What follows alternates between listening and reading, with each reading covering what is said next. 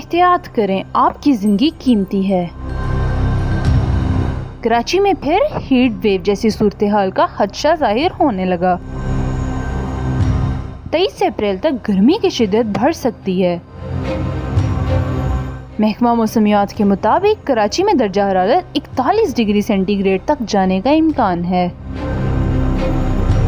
सिंध, पंजाब और बलूचिस्तान में भी शदीद गर्मी का इम्कान।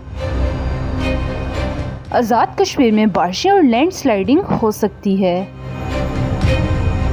गर्मी में इजाफे से जिल्द के अमराज तेजी से फैलने लगे। सरकारी अस्पतालों में हीट रैश, स्किन एलर्जी, गर्मी, दाने और फंगल इन्फेक्शन के मरीजों का रश लग गया। एक दिन में हर अस्पताल में 500 से ज्यादा मरीज आने लगे।